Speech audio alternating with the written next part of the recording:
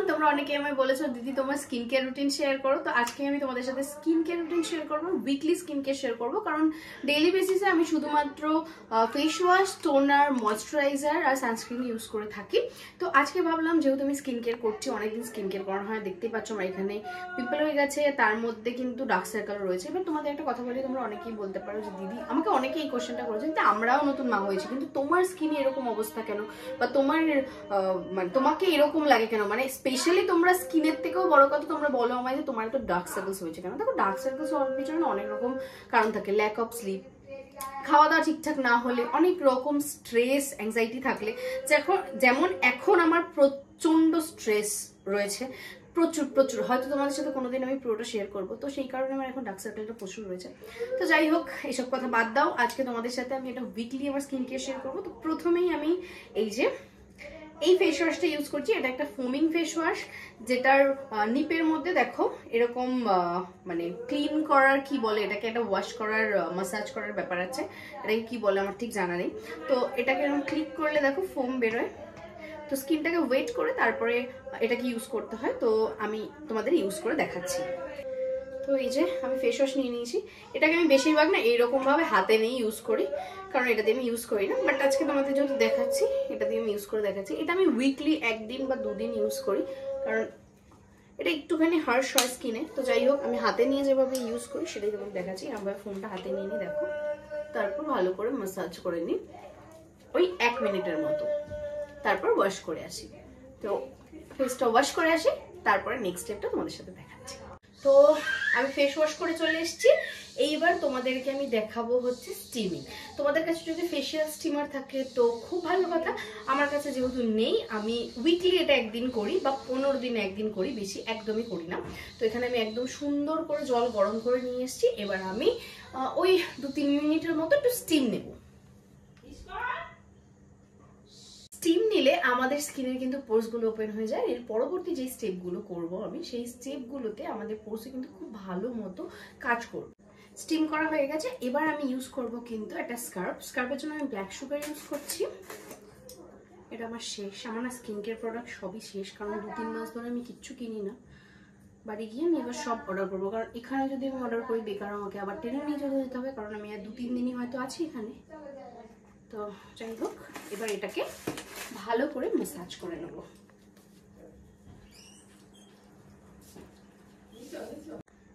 Scrubbing হয়ে গেছে, এবার আমি ইউজ করব থানাকা একটা গ্লোয়িং ফেস মাস্ক।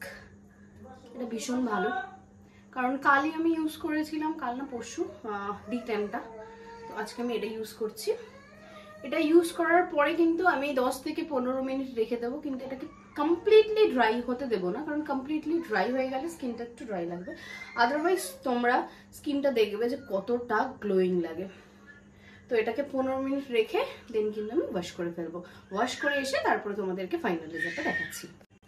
তো ফেসটা আমি ক্লিন করে চলে এসেছি। এবার তোমরা বুঝতেই পারছো যে কতটা ক্লিন হয়ে গেছে, আর ফেসটা কিন্তু ভীষণ প্লাম্পিও লাগছে। তো এবার আমি ইউজ করবো টোনার। টোনার আমার শেষ।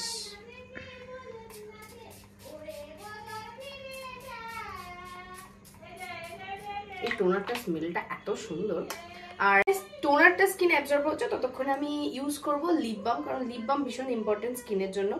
আর আমি না, মানে তোমরা ভালো করেই জানো যে আমি খুব একটা বেশি লিপস্টিক ইউজ করি না, কারণ আমার লিপ বামের ভীষণ শখ। আমি এখানে 4টে লিপ বাম নিয়ে এসেছি। 4টে লিপ বামই ভীষণ ভালো, আর বাড়িতে আমার আরও বেবি লিপসের একটা ভেরিয়েন্ট আছে, বাট আমি আজকে জোভিজের এই লিপ বামটা ইউজ করবো। লিপ বামটা হচ্ছে ভীষণ ভালো, মানে ভীষণ হাইড্রেট রাখে। এটা হচ্ছে রোজ পেটালের একটা লিপ বাম। ডান। দেখো, হালকা হালকা ড্যাম স্কিনে আমি ইউজ করবো ভিটামিন সি সিরাম। আর আমার মা পেছনে চিৎকার করছে, কারণ মামাকে খাওয়াচ্ছে। মামা আমাকে ছাড়া খায় না, বাট আজকে যখন তুমি শুট করলাম, মাকে বললাম তুমি যতটা পারো খাওয়াও, আমি তারপর যাচ্ছি। আওয়াজ শুনতে পাচ্ছ? তো সিরামটা অ্যাপ্লাই করেছি। এরপরে আমি আরো একটা সিরাম অ্যাপ্লাই করবো। দেখো, আমি তোমাদেরকে বলবো যে আমার না ড্রাই স্কিন, হ্যাঁ, তোমাদের যাদের যেই রকম স্কিন টাইপ তোমরা সেই রকম ভাবে স্কিন কেয়ার প্রোডাক্ট ইউজ করবে। আমার যেহেতু এক্সট্রিম ড্রাই স্কিন, যেটা তোমরা দেখলেই বুঝতে পারবে, সেই কারণে ওই খুব গ্লো ব্যাপারটা আসে না।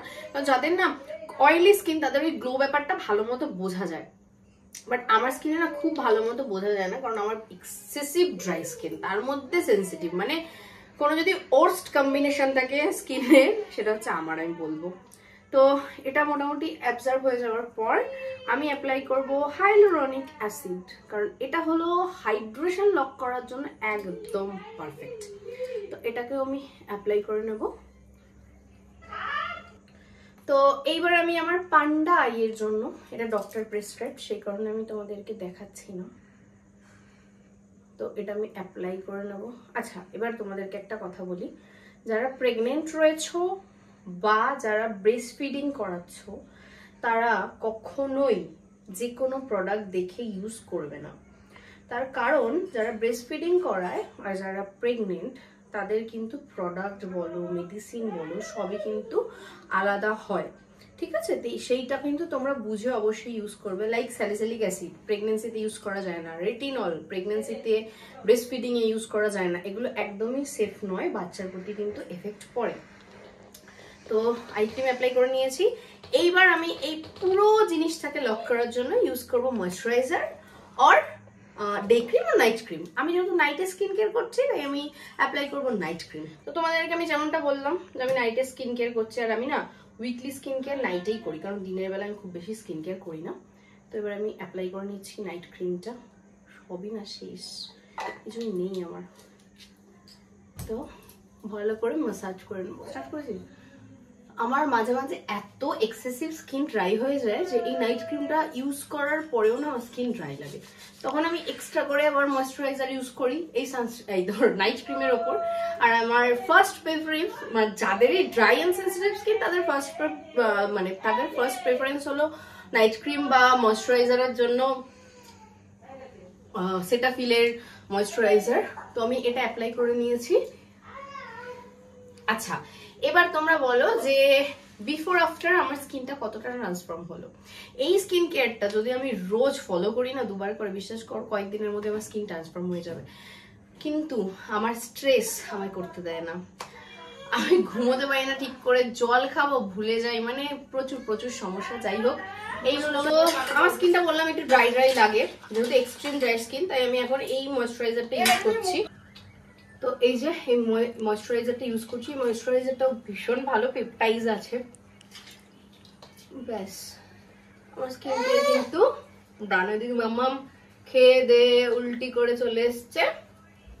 দাঁড়াও, সব থেকে বড় জুগাড়ু দেখাবো এখন আমি। তো এটা হলো আমার সব থেকে বড় জুগাড়ু, আমার স্কিনে এনি প্রবলেম, ঠিক আছে?